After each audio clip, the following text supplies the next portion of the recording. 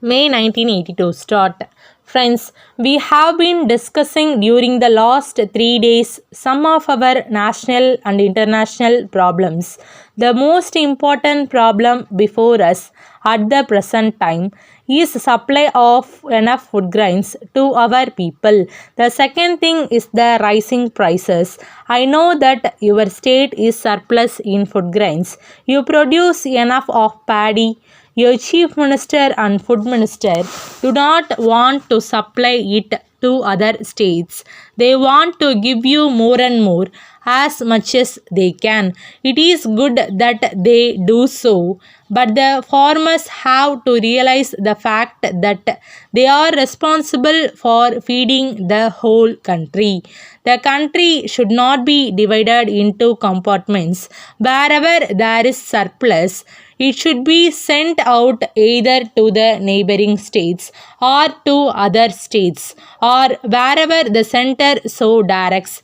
I hope that we will tackle this problem of food on a national basis. The new crops have started coming into the market, and the crops, especially the paddy crops, are very good, not only in your state but in other parts of the country.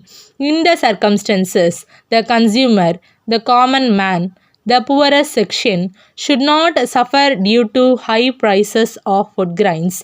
The prices, therefore, will have to be strictly regulated so that the consumer does not suffer.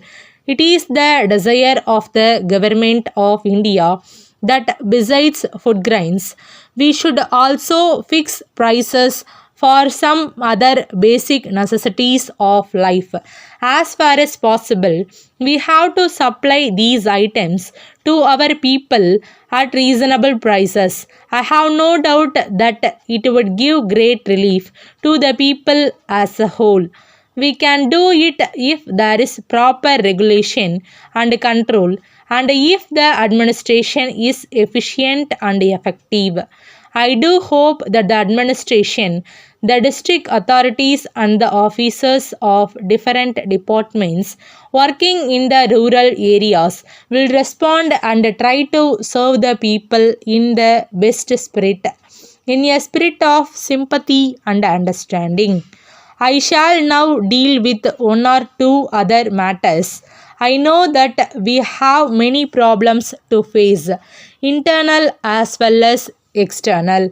I would not like to go into them. However, the most important thing for us at the present time is the economic development of our country. We have our third 5 year plan. It would be ending in a year's time.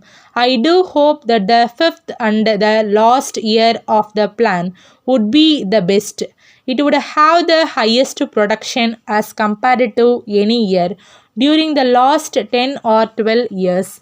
It would also lead to greater national income, national wealth, as well as a higher increase in per capita income.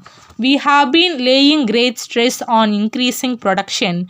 We have also been telling our officers to move quickly, to act faster than they have done before. We have been watching the progress of different projects during these months. As a result of all this and of our sincere efforts in future, I hope we will be able to achieve greater production, which is a matter of the highest importance for us. We have also the problem of rising prices.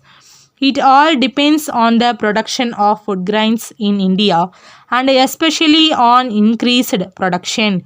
Mostly the price rise has been due to increase in prices of food grains.